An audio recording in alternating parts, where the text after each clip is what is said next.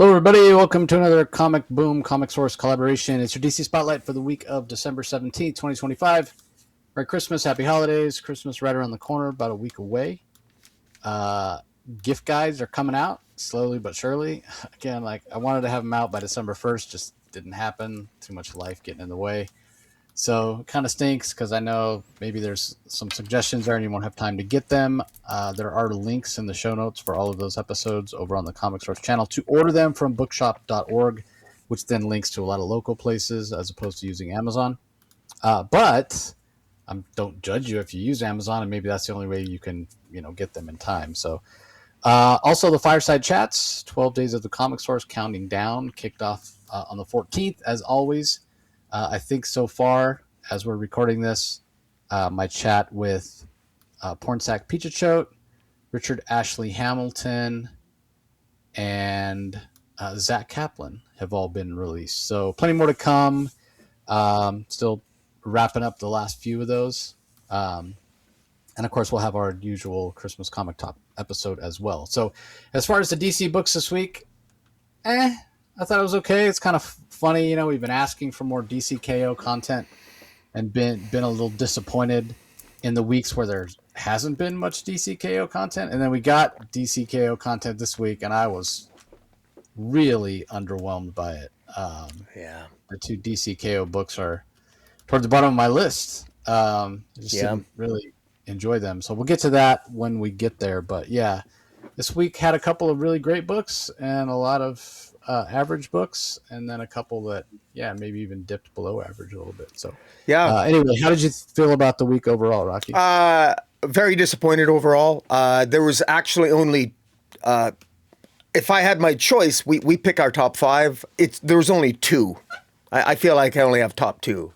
I don't feel that my of my top five, three of them I would not normally have on any top five in any week. So there was just only two this week that I thought were that I enjoyed, that I really enjoyed. The same boat. Yeah, kind of in the same boat. My top two, I definitely enjoyed. Yeah, number three, I'm on the fence. Maybe I'd put it there, maybe not. But yeah, 4 and up, I would not normally have it in my top five. Now, what really stinks, everybody, DC announced that they weren't dropping any books on the week after Christmas. I mean, Christmas Eve falls on a Wednesday. So there will be books next week on the 24th. But then the following week, it's New Year's Eve that falls on a Wednesday, and DC's not releasing any books on New Year's Eve, which, whatever, that's their prerogative.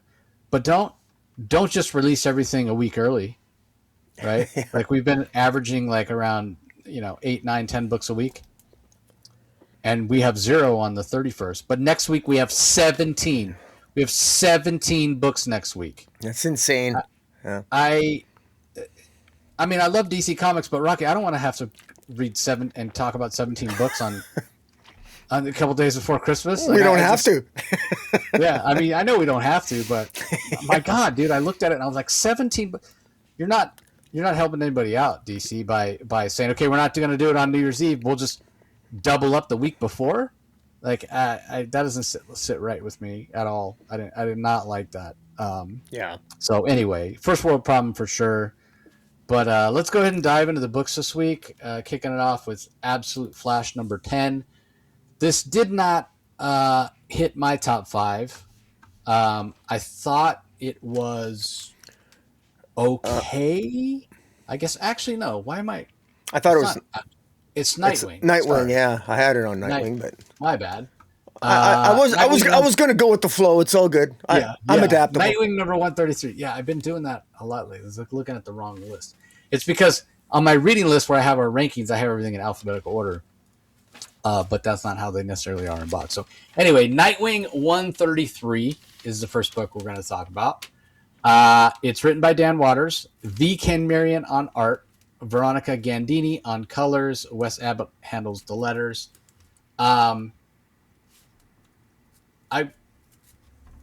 This is in my top 3. I'll just go ahead and say this is in my top 2, and it's one of the ones that I really enjoyed this week. Cool. And partly because I love the V. Ken Marion art. It was a little bit of setup. with Nightwing heading to kind of this limbo, almost dimension type, where he's going to confront Zanny, the leader of the Cirque du Sin. But the thing that I kept coming back to, and why I enjoyed it so much, was the art. So I think if it wasn't for how much I enjoyed the art, I would have ranked it a little bit lower and been like, well, it is a lot of setup and not any plot resolution, and didn't feel like it really moved the story forward. And so it would have been ranked lower. But the art for me, like, pulled it up tremendously. I thought V. Ken Marion's art was fantastic. Almost to the point where I almost wish he was a regular series artist. But on the other hand, this is a darker story, and Dexter Soy's art it is more textured, and so I think it really works as well. But I am still really enjoying this. There were some hints at some things to come with the Kryptonian version of Nightwing Prime. Even though he's laying there in a kind of this, I don't know, contraption with like a hole in his chest from where the Kryptonite hurt him. So I found that to be really interesting. It was great to see Martian Manhunter show up. I feel like he's a character that gets underutilized. So yeah, there was a lot to like here, but again, mostly set up, and I am curious to see where it's going to go from here. Didn't make your top 5, right, Rocky? Like, no, I mean it frankly could have. I mean, I could replace my top 3 of my top 5 with this one. It wouldn't really matter.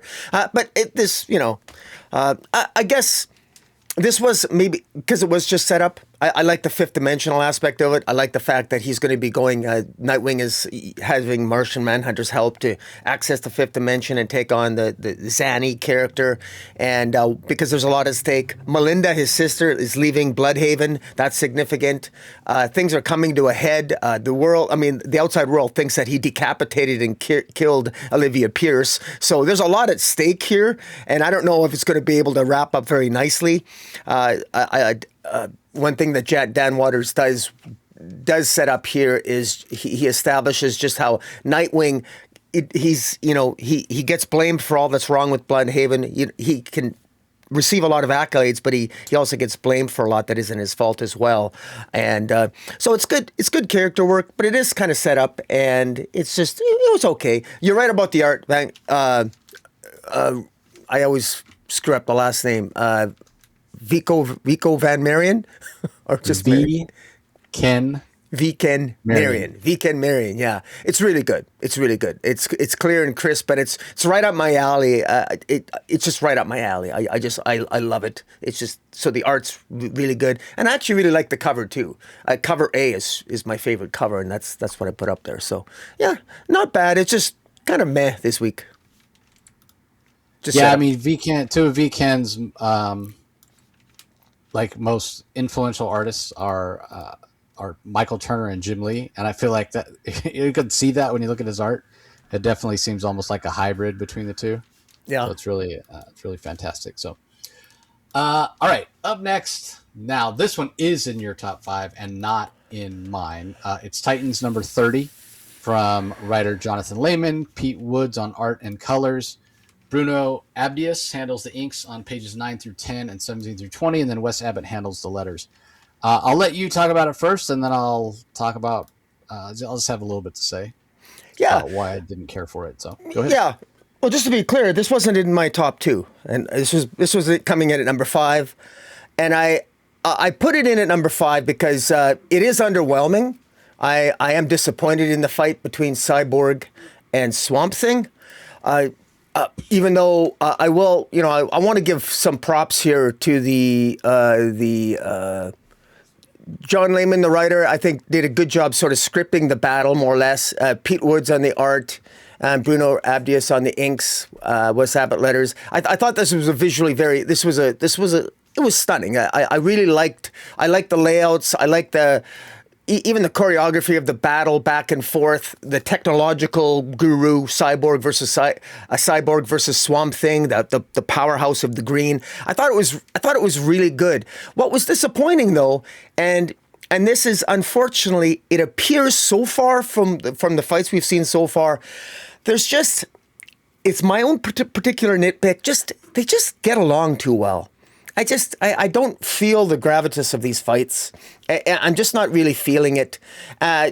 It's awesome how Cyborg is ruthless in the first round, takes out Swamp Thing, and then Swamp Thing comes back, but then at the end, Swamp Thing, lets Cyborg win. Doesn't even bother fighting because it's like, oh, will you promise to fight really hard in future fights, Cyborg? And then Swamp Thing sort of like backs down, sort of like on the notion that I guess the green is always going to survive anyway, even if Apocalypse, no matter who wins, the green always exists. So maybe that's why Swamp Thing decided to sort of like give up. But I figure like Swamp Thing, if you were going to give up anyway, why participate? Why be a contestant if you're going to be like that? I just thought it was really a coward's way out, and I didn't buy it. This whole nobility thing of these heroes talking to each other, I just want to play script doctor so badly and say, no, I would punish them for having thoughts of goodness or light. I would punish them, and I would have it be a permanent kind of punishment that falls outside the game, because to me it just sort of takes the fun out of this. It's ruthless, be ruthless, but they're not. And I just don't feel it. The one saving grace, so the one thing that made me put on the list is we get a tease of Donna Troy fighting Grail next issue. Now that's cool. And Donna Troy fighting Grail, that's not even on the DC KO list. But I love Grail. I think she's awesome. I think she's a notoriously badly written by most writers. I hope Dan Waters does her justice next issue. Grail is completely insulted in another comic we'll be reviewing this week, which I'll avoid a rant because we don't want to talk forever. But in any event, I'm excited for Donna Troy versus Grail, and I think Dan Waters. Overall, I thought this was not a bad issue. It's not a bad issue. I should also say about these DCKO, this All Fight Month. At the end of all of these fights, it always shows Booster Gold in a way that I think is so poorly paced. Booster Gold, who's possessed by Darkseid, is fighting the World Forger, and then he fights Gorilla Grodd. I just don't think this is really working as well as I had hoped. I am underwhelmed, and I want to, and you. I'm using your words there, Jace, and I think you chose the perfect word for it. I say underwhelmed. It's not that these are bad fights. It's not that these are bad, because, again, I say there's a million ways that a writer can script these fights and choreograph these fights. And maybe it's just because I'm just an old man yelling at clouds and I'm so biased in my thinking on these characters. Obviously, I'm pretty set in my ways. You're not going to change my mind on too many things when it comes to these. But I did have higher expectations for these for these fights, and so far I am underwhelmed. But nonetheless, this did make my top 5 in a relatively per week. Yeah, I mean, I agree with you on some things, but not. So I don't feel they need to be punished. I know. That's just me being script doctor. I know. That's not going to add to my enjoyment of the story. That's that's going to be more poor writing. It's going to muddy it up and cause it to be chaotic. It's already hard enough to kind of understand and follow as it is. I do agree with you. Like, what's the point? Swamp Thing, what's the point? I don't necessarily think coward's way out, because I'm sure it's supposed to come across as noble or whatever. He's literally sacrificing himself. He feels like Cyborg has a better chance of winning, better chance of properly wielding the Omega energy and defeating Darkseid than Swamp Thing himself does.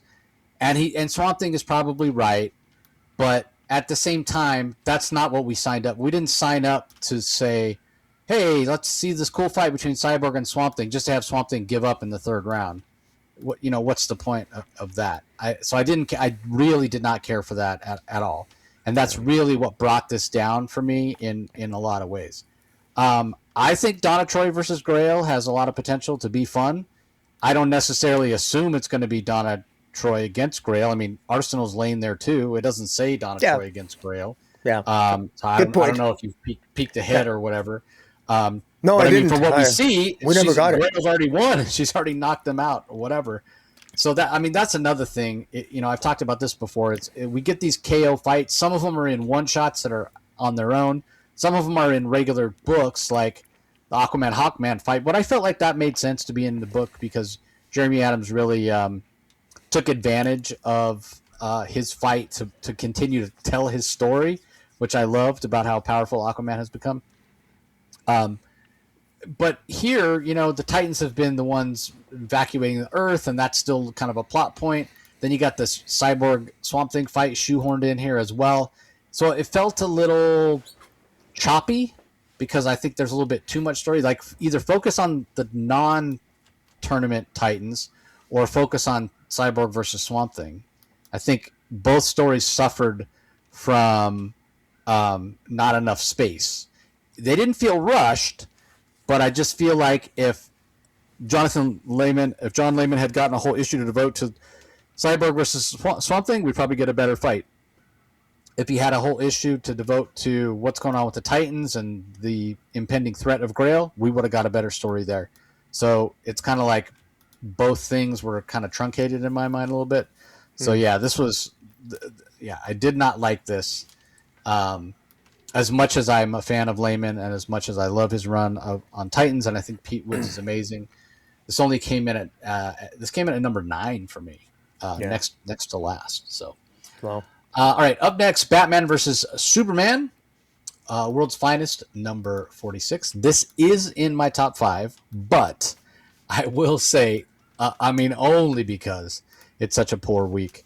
Mark Waid handling the writing, Adrian Gutierrez on pencils, Gutierrez and Vicente Cifuentes on inks and finishes, Tamara Bonvillain on colors, Steve Wands on letters. I very much enjoy the idea of Superman and Batman being fused together as this character called Fusion. I also like the idea of Lex and Joker and their interaction as they're fused together. However, as always with Adrian Gutierrez art, the art pulls me out of the story. I don't care for the art. It does seem like a little bit less ink splatter on this one, except for the scenes with the plane. So I did appreciate that. And I really do enjoy this Fusion character, and I think this Fusion character has a lot of potential.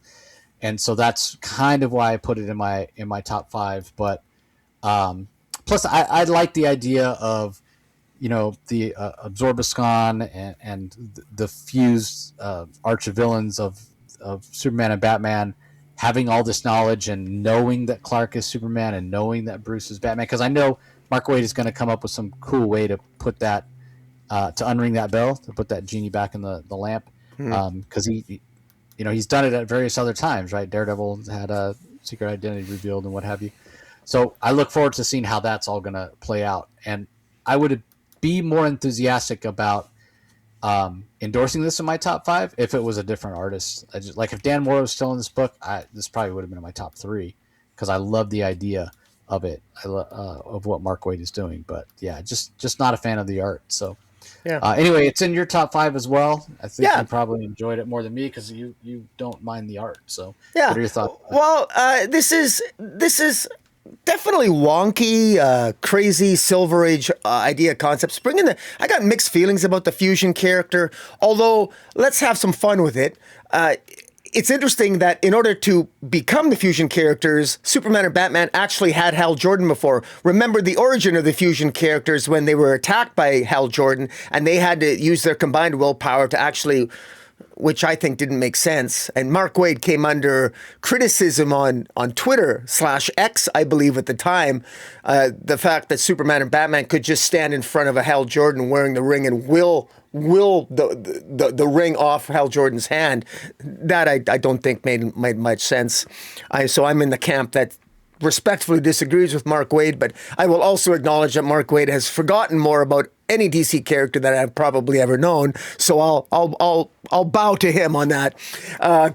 It's interesting that Hal Jordan shows up here and ends up they use and somehow merges them. And I got to ask this question because if Hal Jordan can merge Superman and Batman with his power ring, then theoretically, can Hal Jordan use the power ring and merge any two DC characters? I mean, it makes you wonder. I'm just putting that out there. Jeremy Adams, if you're listening. No. No, I mean, the reason that he can merge them together is because they're intangible, right? Because the thing exploded and they have no cohesion. They're like phantoms. Right? Well, that's at the beginning of the story, and they're like, wow. The only time we can maybe, if we concentrate and like put, there's that scene where they put their hands together, they're able to lift something. So I think he's only able to merge them because they're phantom. They're half their phase. Yeah. It's still comic book science. You got to love it. In any event, I mean, I remember. It reminds me, especially because it's Hal Jordan and Superman, two of the characters here. Yeah. There was an episode of the Super Friends back in the day, where the Super Friends get trapped out in space, and Hal Jordan, Green Lantern, who wasn't normally a member of that version of the Super Friends or Justice League, he merges himself and Superman, and then he uses his ring and he forms a bubble around the rest of the people, and they go flying back to Earth. And I'll always remember that because the way the animation did it, he would look like Green Lantern, and then Green Lantern would fade out and Superman would show up, and it would flip, flickering back and forth between the two. That always, I must have watched it when I was like really young, because that episode always stuck in my mind. I'm sure you can probably find it on YouTube. Just look for Super Friends, Hal Jordan, Superman merging. And if anybody remembers that episode as well, leave a note down in the comments. I'm curious if I'm the only one that it's stuck in my memory for. So I'd have to look that up. But in any event, one final point about this story is that it ends with the combined Lex, Luthor, and Joker using the Absorbicon to basically merge the minds of the world, so that the entire world knows the secret identity of Superman, and so all the secrets are being revealed. So I don't know how they're going to put that genie back in the bottle. Finally, I want to give a shout out to cover A. I think it's fantastic with the combining all the heads of Lex Luthor, Joker, Batman, and Superman. I think cover A just looks fantastic. So I just love it. So it's I love when cover A is the best cover of them all. And so again, it's a weaker week, but this did deserve to be in my top 5 for this particular week. Yeah, that's the Dan Mora cover, so it's not a surprise that it's the best one of the bunch. Yeah. All right, up next, Absolute Flash. Does not make my top 5. It does make Rocky's. Written by Jeff Lemire, Nick Robles on art, Adriano Lucas on colors, Tom Napolitano on letters. Again, not bad. Rogue's Revenge Part 2.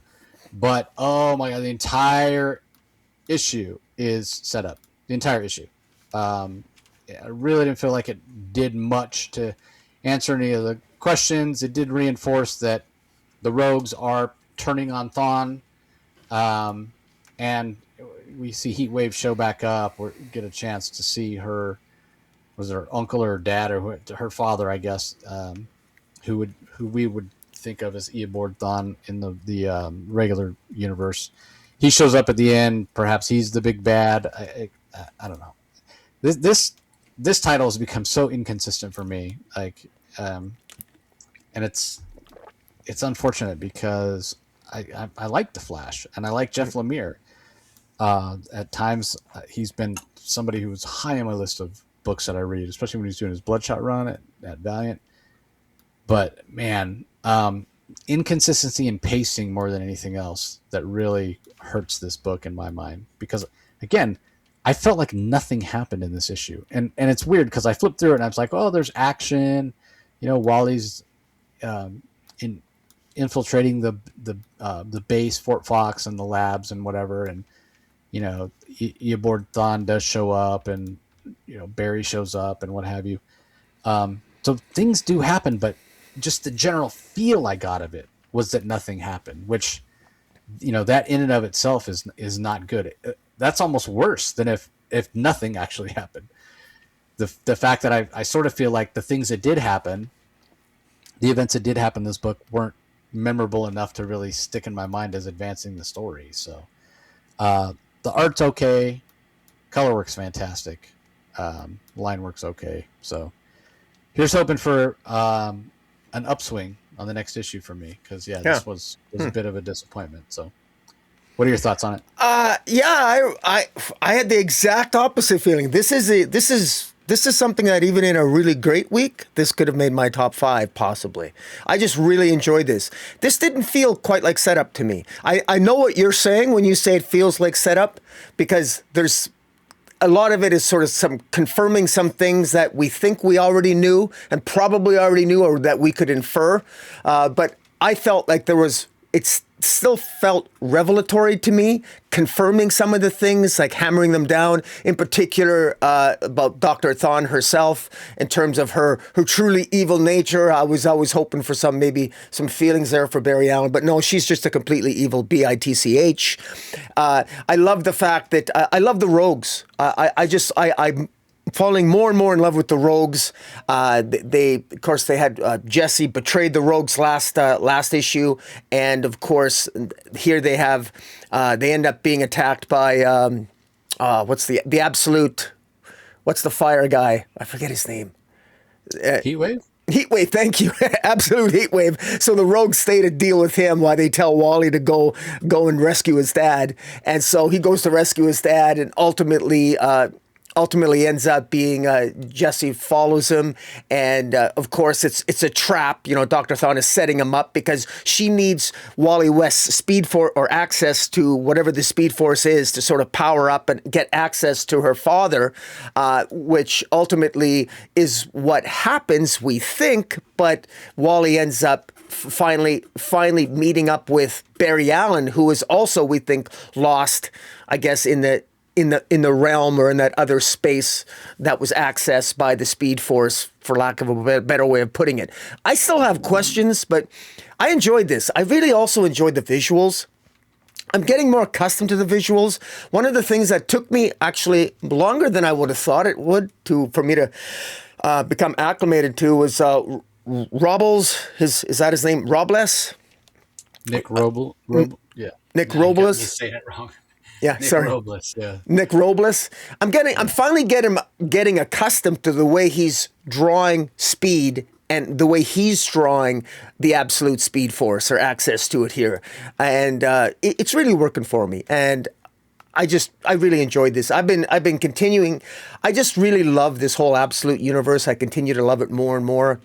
And this is something that's growing on me. And this issue has really built up my excitement in a way that I can't wait to see what happens next issue, and to hear more about the mysteries of what does Barry Allen know? Barry Allen was a plant? Was Barry Allen sincere in befriending Wally West? Or is there more to Barry Allen than meets the eye?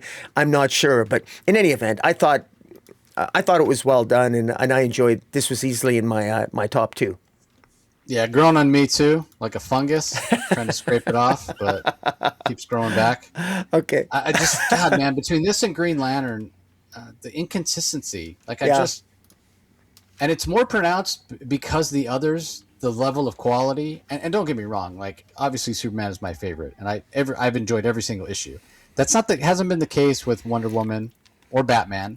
Wonder Woman's definitely second. I've enjoyed almost all of them. Batman, probably a little more than half. But still, I can recognize even the issues that I might personally dislike for various reasons. Like, we can point to the last issue of Absolute Batman, right? Absolute Batman 15, with the new Joker and his origin and whatever. I just didn't care for it. I didn't care for it because it's the Joker. I didn't care for the new origin of the Joker. I didn't like that the new Joker was so intrinsically tied to the origin of the Absolute Rogues. But I can recognize that it's well done. I can see why other people would enjoy it. And it's a very well put together comic. So even on the issues of Absolute Wonder Woman and Absolute Batman that aren't necessarily for me, that I might not enjoy as much as the other issues, the level of quality and craftsmanship is there. Like the pacing, it's never a problem with pacing or whatever.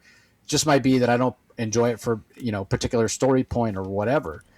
That hasn't been the case with Green Lantern and Flash. Like I'm finding that the issues that I am having a harder time with on those absolute titles, it is like a problem with it's something, a poorly made comic in a way, bad pacing, or don't care for the art, or the plot is inscrutable, or whatever. It's not just a personal thing. I feel like those issues are flawed in some ways. So, and again, I mean, it's all subjective. It's all my opinion, obviously.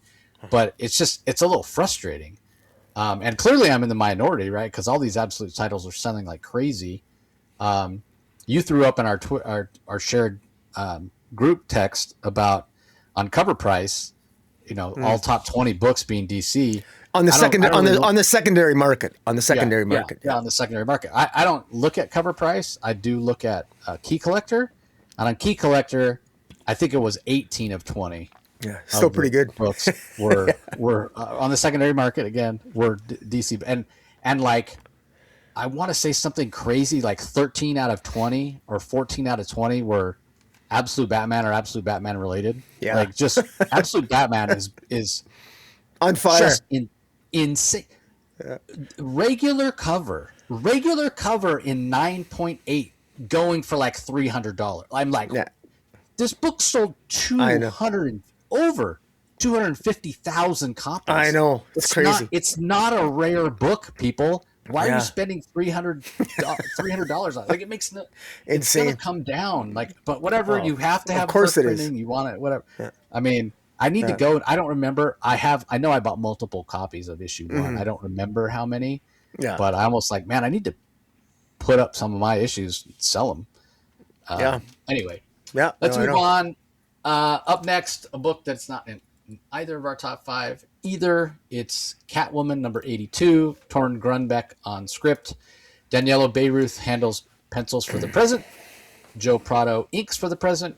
Patricio Del Pesce handles all the art for the past and handles the colors for all the book. And then Steve Wan's on letters. I gotta say, Patricio Del Pesce, the art style that he's using for the past is really starting to grow on me. It's almost like that old newsprint style with the little dots for color. The art for the present is fine, and the colors are fine, whatever. It definitely suits the tone of the story that's being told. I don't really have anything new to add in terms of the critique. It is cool to see the Court of Owls here. And this does feel like it's gaining momentum. But I continue to feel like Catwoman by Torn Grunbeck is going to be a series that is continually going to be read better in collected edition. And I'll leave it at that. Well, I should also say it's comes in at number 7 for me. It comes in at number 8 for me. And I continue to love cover A's, and I love the Frank Cho variant cover, which is behind me if you're watching on YouTube. And I agree with you. This will read much better as a trade. I find this very frustrating. I'm to read as single issues. I'm very frustrated with it. I'm not a big fan of the muted color palette by Patricio Del Pesce. The art. It just this isn't quite this. Artistically, I'm not a big fan of this. The story, though, I like the story better. It's sort of giving some interesting background story of. It seems like a past story dealing with the Falcones, and it interestingly enough, Torrin Grunbeck seems to be telling a story of Selina Kyle's father, of all things. And, we've gotten past stories about Selina Kyle's mother, but not her father. And I'm not sure if he's incorporating some of the Batman 2 movie elements of Wonder Woman, or of Catwoman having, her father being the Falcone, her father being the Falcone mobster or not. So I'm not really sure where it's going. But it's, if it was, I maintain that if this was more sexually provocative and a little bit more stylistic and frankly, a little bit more TNA in the art, I think this would probably get more attention. Because right now I got to focus on the story, and I wish it's not quite up to snuff to me in terms of the artistically, because otherwise it might pull me into the story a little bit more, and that might make me sound a little bit like a pervert, but that's what I am. I'm a Purian fanboy, and I love Catwoman, so I don't apologize for that. But this wasn't high up. This style of storytelling is just not working for me. I mean, for me, I think that, again, and this is why I say it's going to read better in the collected edition, it all comes down to the endings. And I thought the ending of the first arc, it was like the first 12 issues, It was a good ending, and the hardest part was just keeping track of all the characters. But I thought she did a pretty good job with the ending. I feel like the same thing's going to happen here with this Falcone story, where the strength of the ending is then sort of going to retroactively go back and either elevate or lower the quality of the overall story. So that's why I keep saying it's going to read better in a trade. So having the Court of Owls show up here is an interesting sort of twist to the plot. So I guess we'll have to see. I don't mind the style of art because it suits the tone of the story that's being told. I don't disagree with you that a different art style would perhaps make it more commercially successful and a little bit more appealing, because in the past, that's worked for Catwoman titles. It would feel wildly different though. I mean, this feels like crime noir to me, especially this arc. If it was more like a DC house style, more skin being shown, more sexually provocative, as you put it, it would feel a little bit more James Bondish. You know what I mean? Yeah. That's like a spectacle story in a lot of ways, as opposed to crime noir. So I understand why they're choosing the art style that they've gone with if they want it to feel more like crime noir. Well, there's nothing wrong with swapping it out for something more commercially viable and having it feel more cinematic, like a James Bond film. That could be successful too. It might be more successful. No way to know. Yeah. I don't really have a preference one way or the other, but it's just my observation is the reason they've chosen this art style is because they want it to feel more crime noir. I would also point out that, and I'd be curious to know your thoughts, because I don't like the style of Catwoman. Like, I don't like her mask. I don't like this particular iteration fashion wise in terms of what In fact, Torrin Grunbrook's entire run, Catwoman rarely makes an appearance in costume, and when she does, it's very, very. It's not a provocative or sexy costume. No one's going to look to this era of Catwoman and say, "I love that costume. I love how Catwoman looked." You got your Jim Ballant era, you got your Darwin Kirk era, you got your classic era, and this is an era of Catwoman, an iteration of Catwoman that's just. I think it's going to be ranking last for me visually, and that's what's tragic, and that's what I think is so heartbreaking is that. If you're an artist and you got an opportunity to draw Catwoman and you want to put your stamp on it, there's not much of an artistic stamp. I can't even think of what Catwoman's costume looks like right now. I mean, the last costume that sticks in my mind is the Joelle Jones design costume that was the costume that launched this series. And I hate that costume. Like the fact that she's almost completely covered except for her goddamn armpits. Like, you're going to uncover a part of a woman, like of any part, that's the least sexy part of a woman is her goddamn armpits. Like, why like when I first saw that, I hated it from the moment I saw it. I was like, here's a sexy, you could show midriff, you can show cleavage, you could show lay, have it slit thigh high or whatever. And of all things, what's exposed are her armpits? What does she have a problem when she's doing her acrobatics of sweating a lot? So like, I had no idea. Armpits uncovered. I didn't think you were going to rant like this. I bitch about. I hate that costume. I hate pink hair, and you hate armpits. I didn't know that. I hate that costume. So I don't disagree with you. Like, even in these pages when she's showing up, she's not really in costume. It's a masquerade ball, and so of course she's wearing a cat-like mask, but it's not really her costume. Yeah. So I mean, and I think you mentioned the Frank Cho covers. And that's interesting as well because Frank Cho's he's not giving us anything extravagant or anything that's like overly provocative, which is interesting, right? Because if you follow Frank on Instagram, he's constantly doing those outrage covers where he's showing like full nudity or whatever. And he's always got like these sarcastic one-liners that the characters are saying and whatever. But he's doing these pen and ink, like there's ballpoint pen that he's using for these covers. That he's doing for the variant covers for Catwoman, and he's using the cross hatching that he does, and based on how close or how much space between the cross hatching lines gives us depth of color or lightness of color or whatever. So it's fantastic, and it really shows the talent that Frank has.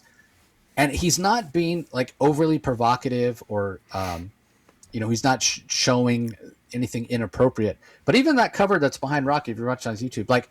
She looks good, and it's not this is not some crazy costume that's like out there with design or whatever. It's basically just like a full body leotard, but the top is like a tank top, and it shows her chest a little bit because it's tight or whatever. And that's fine. It goes to show that you don't have to reinvent the wheel here with costumes to make it look cool and make her look attractive. You don't have to show her armpits. Like this is not rocket science. You know what I mean? So, but again, I do understand why they're going with the art style they're going with. But yeah, maybe a different style would feel like a completely different story, I think. So, anyway, up next we have Wonder Woman number 28. This comes in my top 3. But like I said before, it's really kind of on the fence if this would be in my top 5 or not on a stronger week. But written by Tom King, Daniel Sampere, with Jorge Fornes credited as artist, Tomei Morey on colors, Clayton Cowell on letters. There's 2 stories here. There's one that's basically telling kind of the aftermath of what's happening on the island, the Mouseman Island, after Wonder Woman has kicked his ass, basically, which is is interesting enough, but it doesn't really move the story forward. Like it's sort of an epilogue or kind of an afterthought in a lot of ways. And then the other part is like far in the future where we're seeing Matriarch, and it's being narrated by somebody. We don't know who, but Matriarch is in this arena, and apparently she's fighting against all these supervillains that were the downfall kind of Diana at one point. We're told that basically she almost defeated all these supervillains teamed up, and they defeated Diana, and the Matriarch is coming out and defeating them. But I sort of feel like she cheats in a way because she's using other powers that aren't her own, like a power ring. She's also taking them on one at a time, and the impression I got was that when Wonder Woman fought against these villains, it was all at once.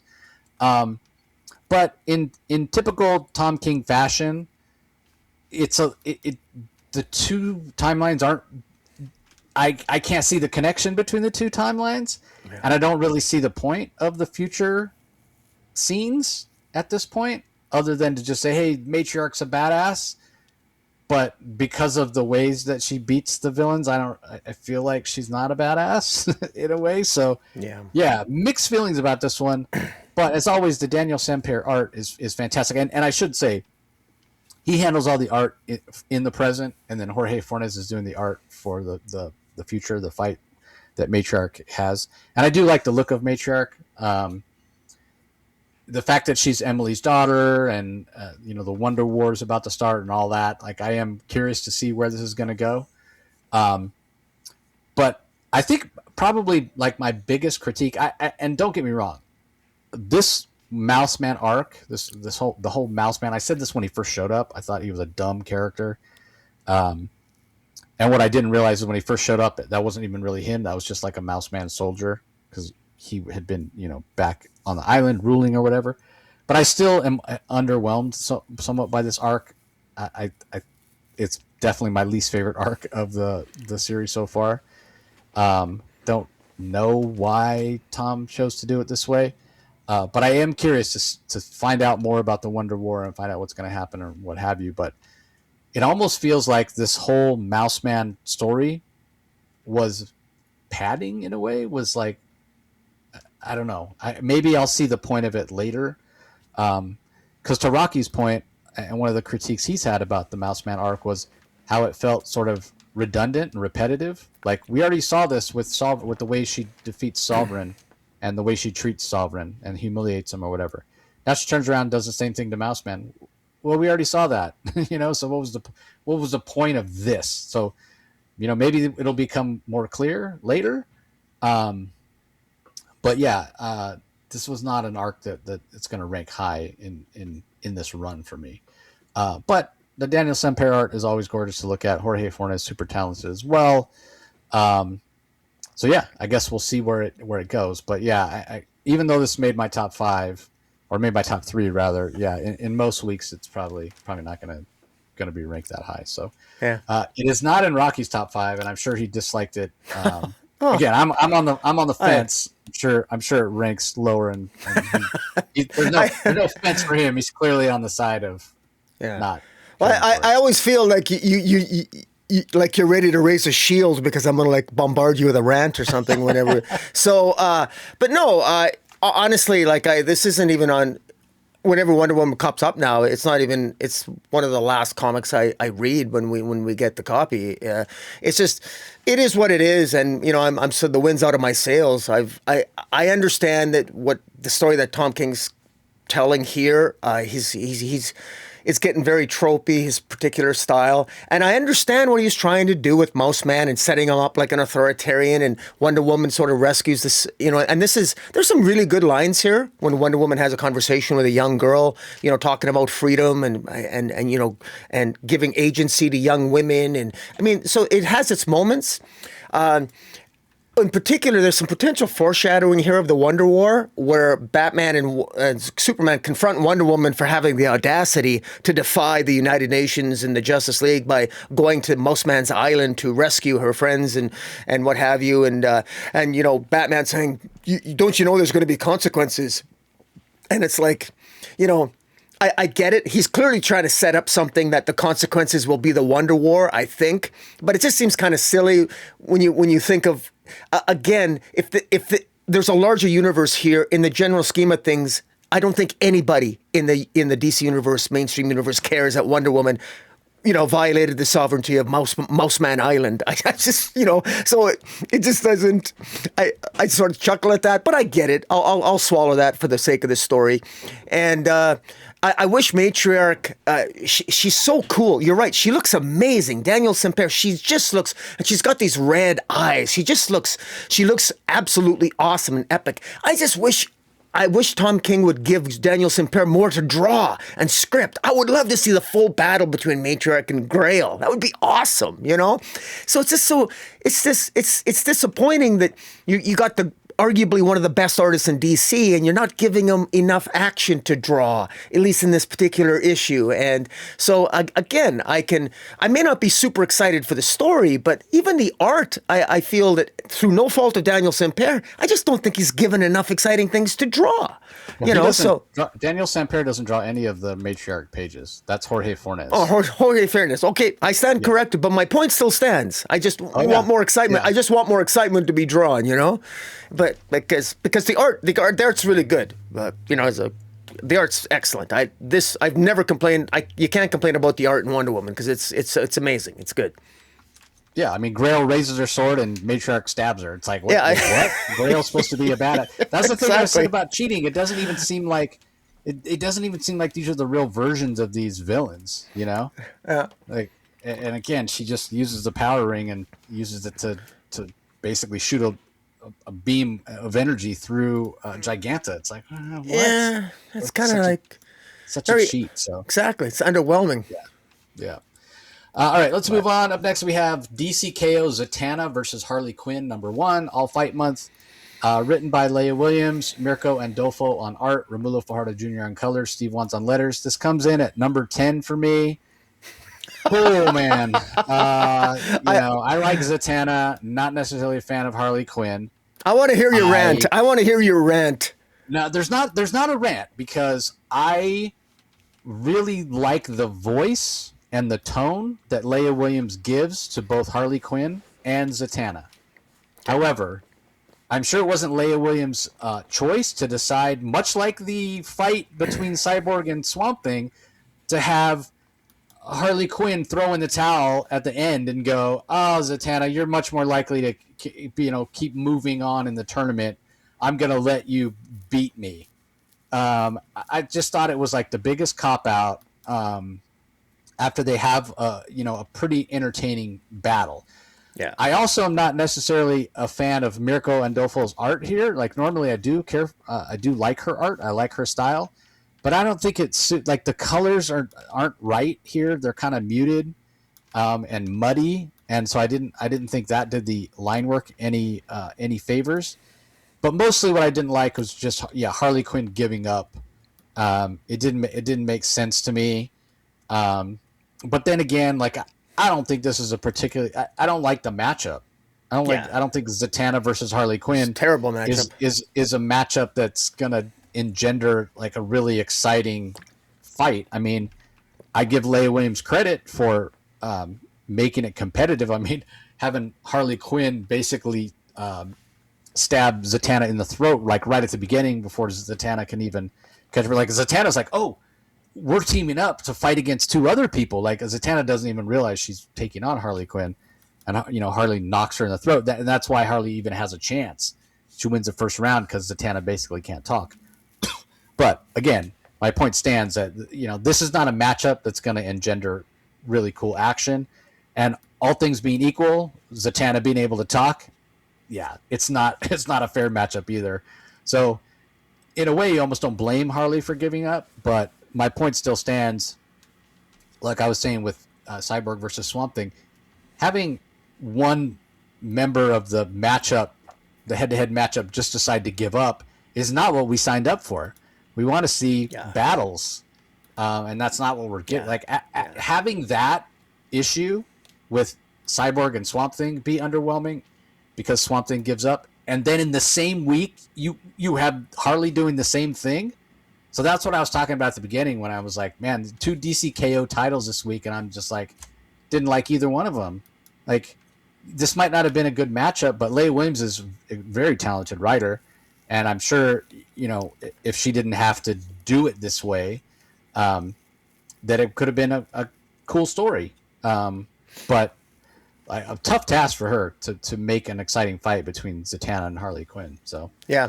But yeah, it's just failed on a lot of different levels. Failed editorially, failed plot wise, failed artistically, because again, the colors are not doing the art line work any favors. So had to put something last. And I will also mention, as all Fight Month covers or all these all Fight Month stories have had covers by Jorge Corona, which I don't like. Right off the bat, I'm just. Like, I look at this cover. This is not a cover that's like, oh, I can't wait to read that. It's a cover that tells me, oh, I don't want to read that. Look at what a mess that is. So, anyway, your thoughts, Rocky? Well, first of all, I'll cut Leah Williams a little bit of slack, if only because just like a rising tide raises all ships, well, a tide that doesn't raise at all, none of the ships rise. And the whole DCKO event has. The battles I find have been generally underwhelming to begin with, and I'm going to just maybe pass it off to maybe the various writers involved. Not either they weren't all given the right information, or something just feels off. In any event, one of the disappointing things about this with Zatanna and Harley Quinn. I will give Leah Williams credit. She did one thing that I thought was very interesting, because what I wanted there to be more character work here, but there was some here from Leah Williams. We got very little with Cyborg and Swamp Thing, quite frankly. I'd like to know what Cyborg's vision of the world would be if he won King Omega. I'd like to know Swamp Thing's version if the Green was to completely dominate and he became King Omega. I'd like to know what the visions of these various contestants are. Even with Lobo and Wonder Woman, I'd like to know what their versions of, if they won King Omega, what the world would look like, and explore that. But here with Zatanna and Harley, what I found interesting is, we have all these iterations of Harley Quinn. You and I have had lots of discussions on Harley Quinn, and if there's one thing that I've always said, I like my Harley Quinn. There is at least one darker version of Harley Quinn, and that's Lieberman's. He had an entire series of Harley Quinn, her longest running series. It ended with Lieberman as the writer, and I mean, Harley Quinn got pretty dark in that series. She even killed a young girl. I mean, she got dark. There's also the Harley Quinn and the Suicide Squad. Harley Quinn will kill people. She's killed people before. And also, the various iterations of Harley Quinn is ideally suited to embrace King Omega. Why isn't there a more psychotic Harley Quinn as one of the iterations here? I would have liked to have seen that. Also, that would have been a perfect juxtaposition to what Leah Williams did, and I thought it was brilliant what she did. There was a really heartfelt moment at the end where Zatanna says that she's never killed anybody before.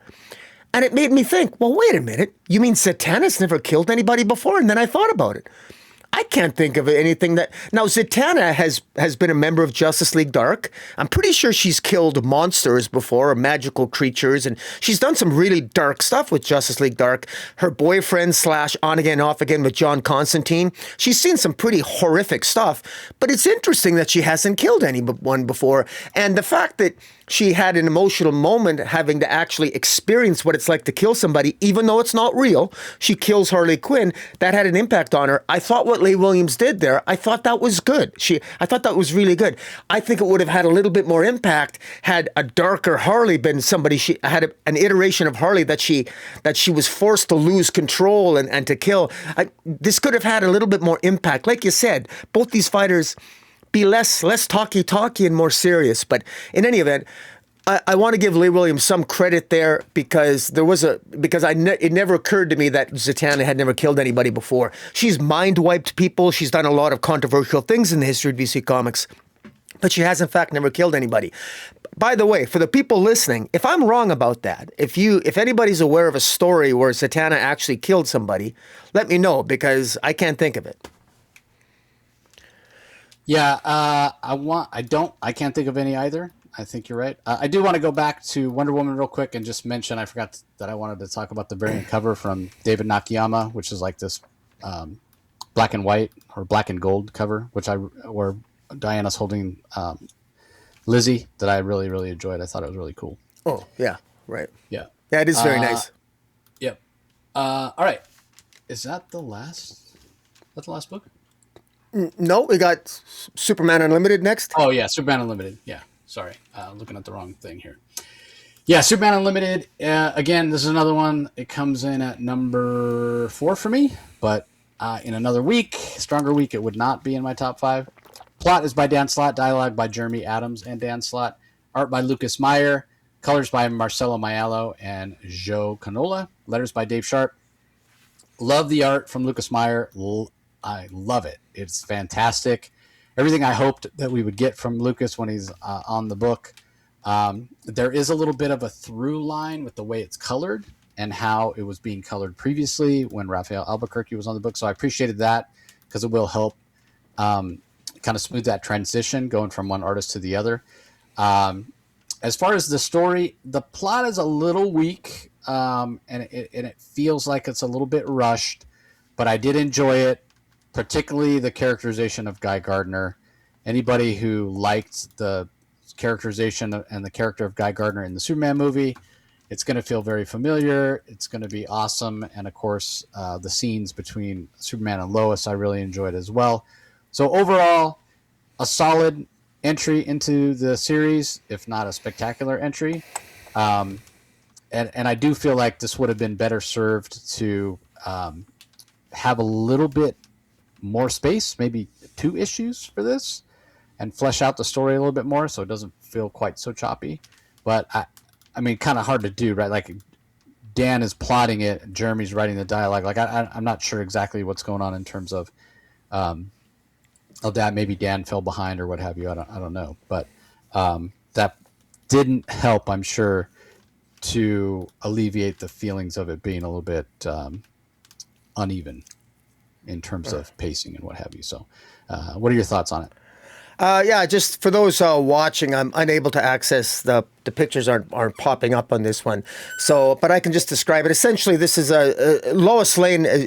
Basically, they're testing the first commercial space travel flight out of Metropolis, and Lois Lane is donning an astronaut suit to basically be one of the first reporters who's being a passenger on this first commercial space flight that they're going to fly outside of Pluto, and it's powered by a Kryptonite engine that's basically been constructed by the Toyman, and who we met in an earlier issue.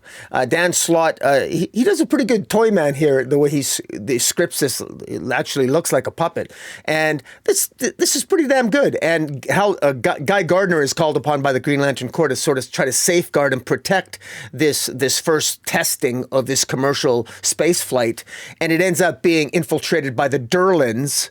The Durlans, who are shapeshifters, and they essentially they basically pretend to be they sort of essentially try to kidnap or to hold captive the various people, including Lois Lane on the ship, and they even shapeshift to look like Lois Lane and the rest of the crew in order to avoid detection. But Lois Lane does something very, very clever. She puts green lipstick on herself so that when the Durlan duplicates or shapeshifts to look like Lois, right down to the green skin, Superman right away sees that something is off and he can see through it. So I like the cleverness. It was just a small little thing that Dan Slott did in the writing. I thought it worked really well.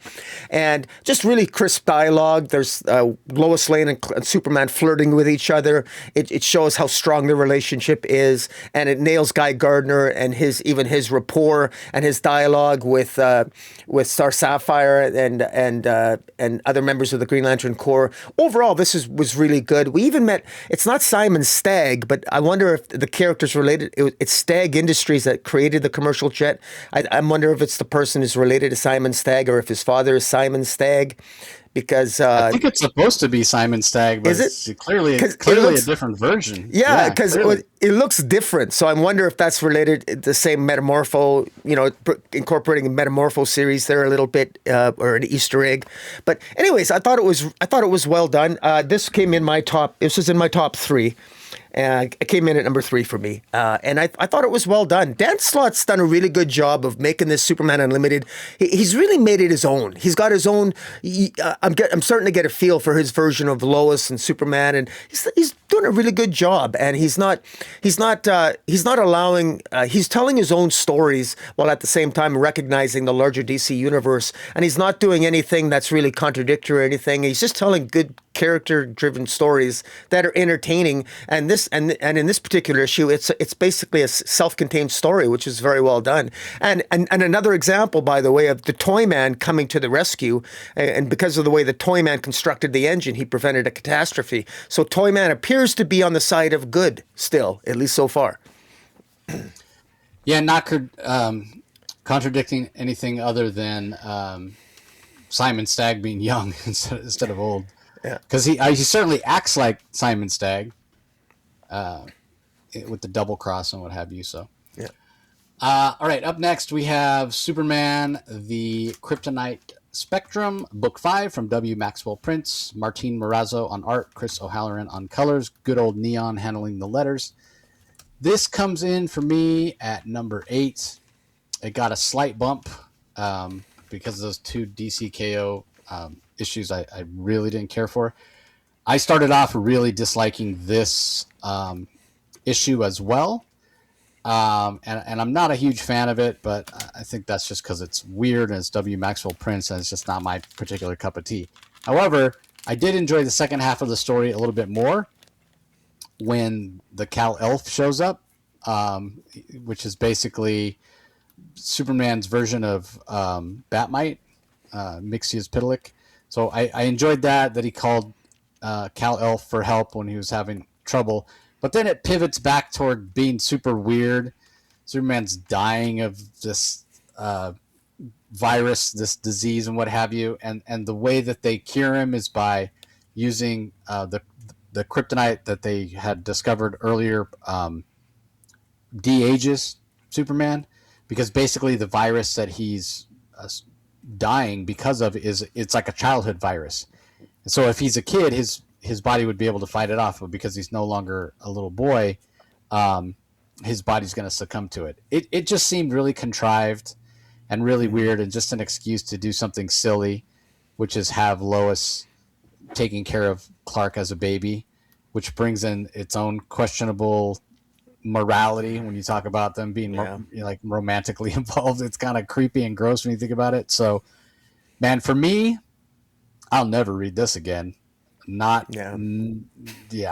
Kal-Elf, hey, cool. That's probably the one positive I'll take away from this, which I'm not the biggest fan of fantastical Silver Age fifth dimensional stuff. Like if it was removed from DC continuity, if we never saw Mxyzptlk or Batmite or the fifth dimension ever again, I'd be totally fine with that. But it does have potential for story because we know those characters aren't going to go away. The fifth dimension is not going to go away.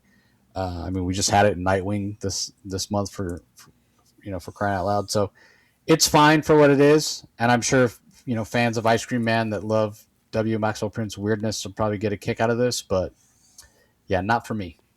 Yeah. Not for me. Yeah. This came in at dead last for me.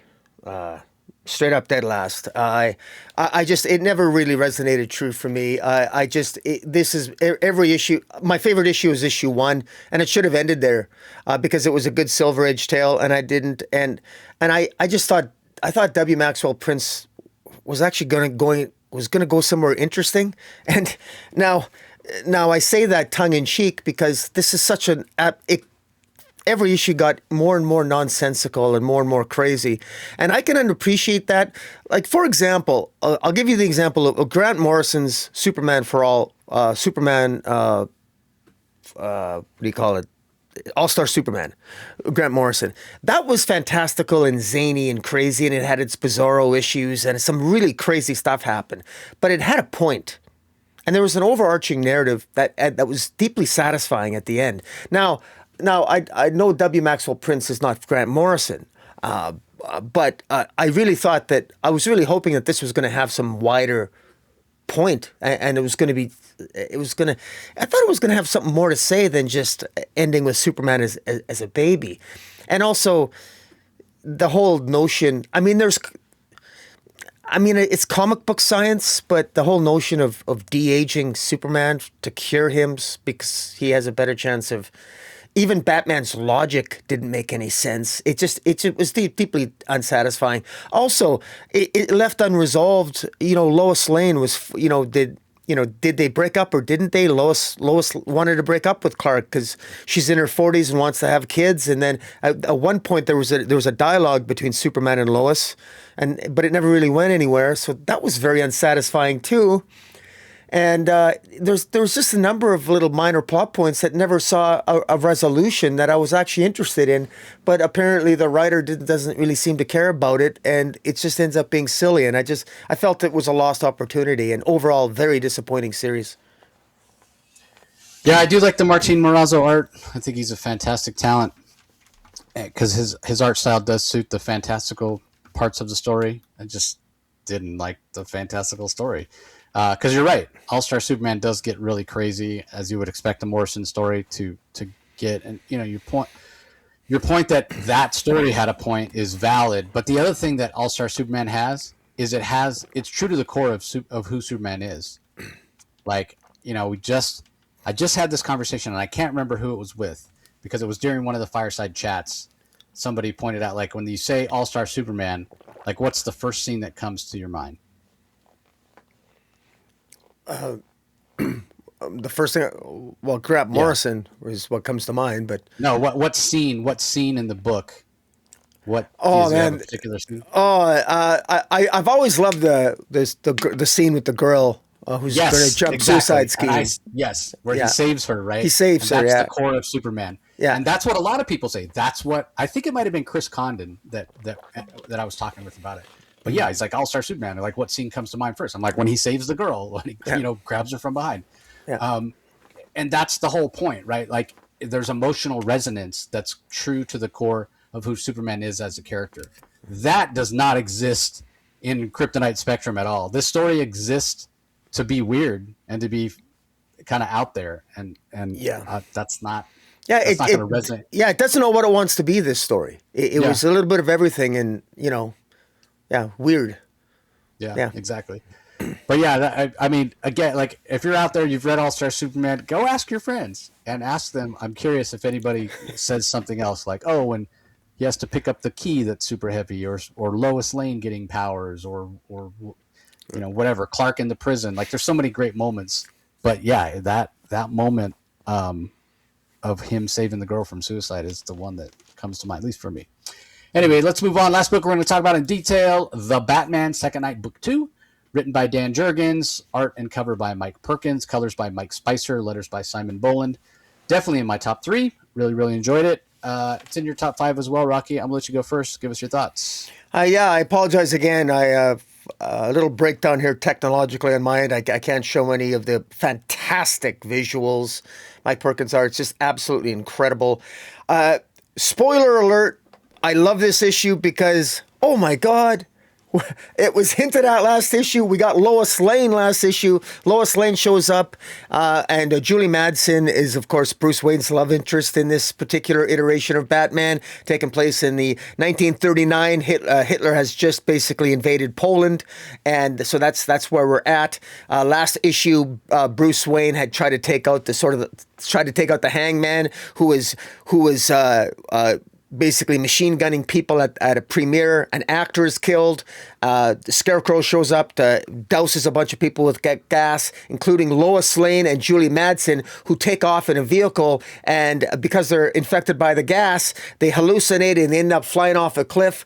And who shows up to rescue Lois Lane but Superman himself? And what's so awesome about it is that it's Superman. It's the classic Golden Age Superman who can't fly. He jumps. And there's so many just fantastic visuals. And it's this first meeting between, this first meeting between Superman and Batman is something that is sort of teased, and you're reading the issue, and I'm anxiously as I'm reading the issue, when are they going to meet? When are they going to meet? And they finally meet at the end. And it builds up and it builds up. Commissioner Gordon, at one particular scene, Commissioner Gordon is in the hospital. He's recovering from the gala night where the Hangman was let loose with the machine gun and the chaos, and Bruce Wayne is stabbed. So in one scene, Bruce Wayne's in the hospital, Commissioner Gordon's in the hospital, Julie Madsen's there, Clark Kent is there, Lois Lane is there, and it's just a great interaction all around. Writer... help me out. Who's the writer? I'm drawing a blank. Dan Jurgens? Dan Jurgens, thank you. God damn, right on the tip of my tongue. Dan Jurgens, I love his use. He gets the vernacular of the early 40s and late 1930s. He gets the vernacular, and it just works so well. Lois Lane is sexy. Julie Madsen is sexy. You got the Gregory Peck look for Bruce Wayne. I'm not even sure if it's more of a George Reeves look for Superman, or maybe it's somebody else that's used. I'm not sure, but you get a feeling of. I read this and I say to myself, you know what? If they had special effects back in the 1930s and they made superhero movies back in the 30s, this is kind of like the tone and the feel that it would have. Mike Perkins did such a fantastic job. But I'm really excited about this. This is to me, if you had to rewrite the Golden Age era of superhero comics, this is what this is. This is a lot of fun. A lot of fun. This is fun. This is the fun that I wish DCKO had a little bit, quite frankly. And by the way, the fights in this issue have more gravitas, and I feel more at stakes here too. And I just really like it. And I love the humanity. I love the character work. I love the humor. And I just love the characters overall. Honestly, if you're a fan of Batman and my God, if you're a fan of Superman and Lois Lane, and this is the Lois Lane who doesn't know that Clark Kent is Superman. This Lois Lane finds Clark kind of annoying. Clark Kent's the tag along. He's the one that has to check her, keep an eye on her because she's always getting into trouble. And this Lois Lane kind of resents it. And you can just the character work. It's just great. Dan Jurgens knows these characters, and in particular, he's showing off his knowledge of Superman, which is a wheelhouse that he knows very, very well. And it's nice to see him delve in the golden age of the Man of Steel. So, anyways, I thought this was fantastic, easily in my top two. You could probably guess where in that top two it is. And what are your thoughts? Yeah, I mean, before the first issue came out, I was lucky enough to have Dan Jurgens and Mike Perkins on to talk about this. And one of the things that Dan mentioned was that, yes, this is Black Label, but there's absolutely nothing in the story. And this was for the first volume, but it's true for the second volume as well. There's absolutely nothing in the story that contradicts anything that came in the Golden Age. There's no reason this can't be considered canon. Especially when you go back and talk about the Golden Age where, there was no continuity anyway. And so you're right. Like when it comes to how, if you wanted to modernize and go back and retell stories from the Golden Age, how should it be done? How would it be done? Well, this is hopefully how it would be done. And frankly, how it should be done, because you're right. Dan Jurgens, he nails the feel of the world and the time period in the vocabulary, in the vernacular, and the way people talk, their slang and what have you. And it makes the story so immersive. Then you add in the Mike Perkins art, who's doing, I think, the best work of his career in terms of architecture, technology, automobiles, all that stuff. And you mentioned the fights feeling like they're stakes. Well, that's because of the detail and the humanness and the frailty and everything that Mike Perkins is bringing artistically. So this is absolutely fantastic. Everybody should be reading this. I I want this to like be an ongoing and just let Dan Yeah. Jurgens and Mike Perkins just go, you know, Yeah. um, and tell more stories, because that is the only part of it that does that like I'll nitpick at, right? Like the fact Yeah. that if you want to go back to the golden age of Batman, well, you can go back and read those stories, and you can read 50 of them in a sitting. Well, especially with the level of detail Mike Perkins is putting in the art, we don't have like a real huge library of this style of golden age story for Exactly. Batman. And I sort of feel like we'll probably be lucky to get maybe 3 or 4 volumes of this, Yeah. because again, it's a different era of comics. You can't expect Mike Perkins to do this on a monthly basis indefinitely. That's just kind of the way that it is. So I'm glad that this exists. It's really, really amazing. Gets my highest possible recommendation, easily in my top 3.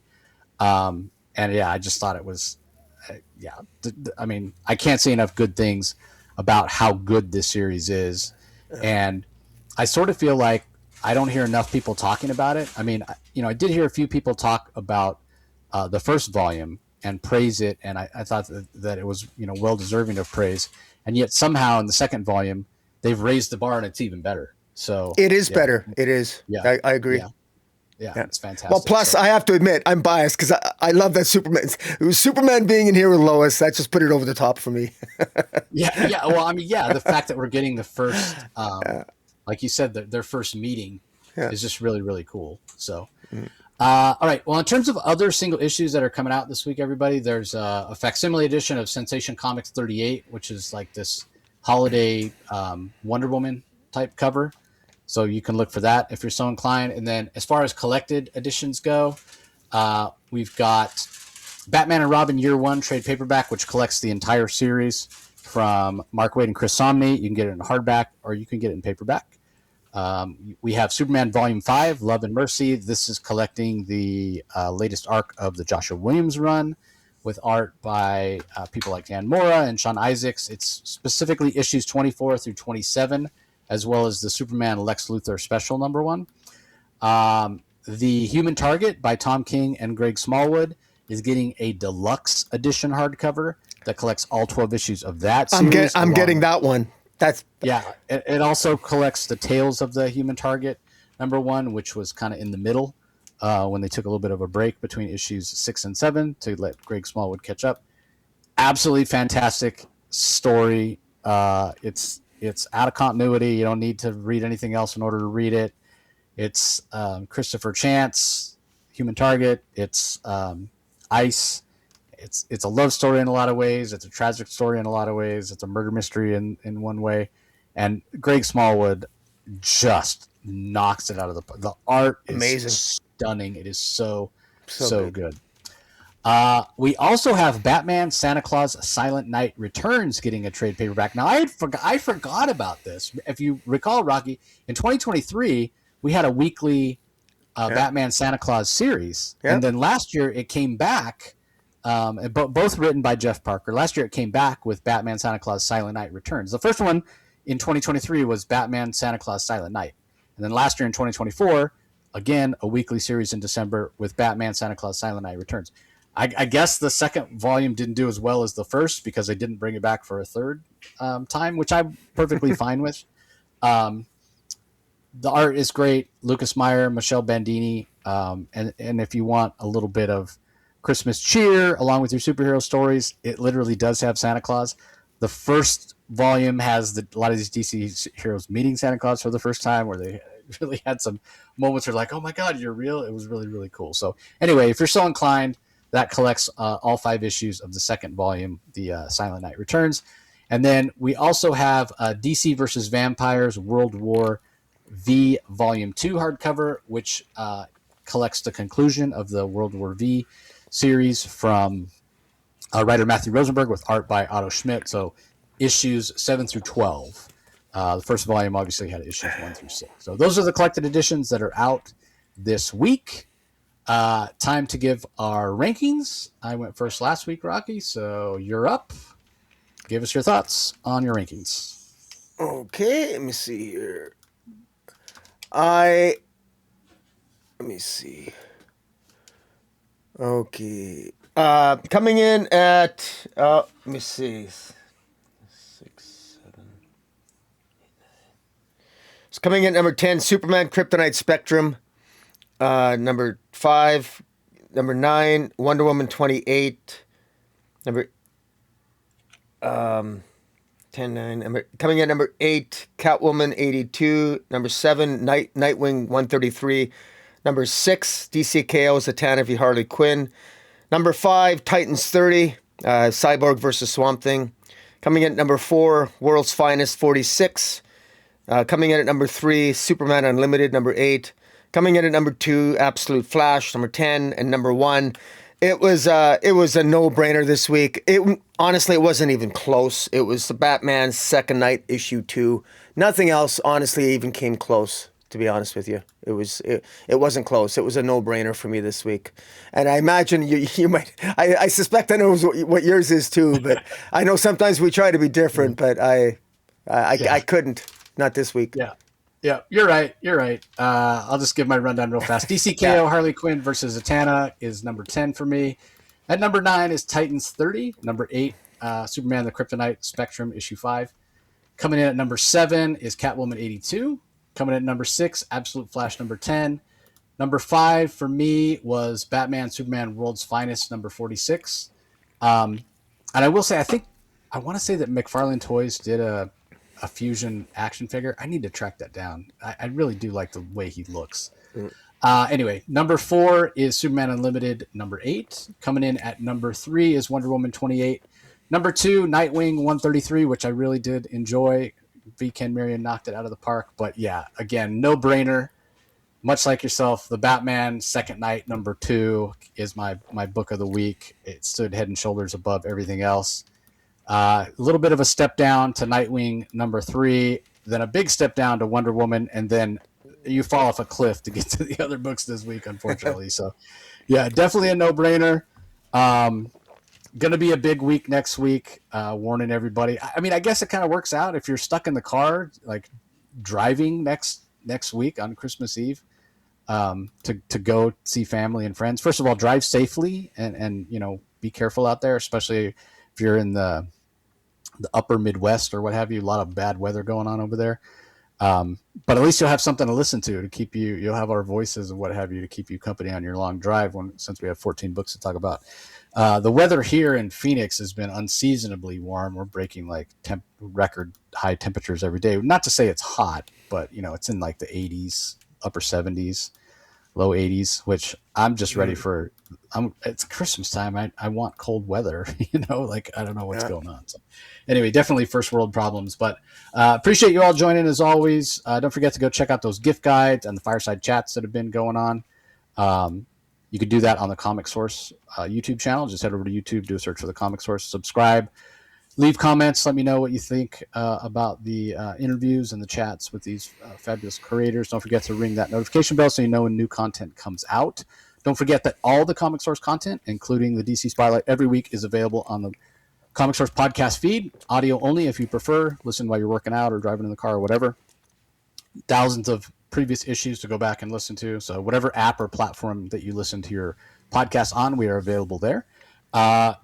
You also can see our smiling faces and normally check out all the great artwork. Again, apologies for the technical difficulties this time, but the DC Spotlight comes out every week on Rocky's feed. So head over to YouTube, Comic Space Boom, ! Again, like, comment, subscribe, and ring that notification bell so you know when new content drops. So that's going to do it for this episode, everybody. We'll see you next week for a supersized Christmas Eve episode. Yeah, Merry Christmas.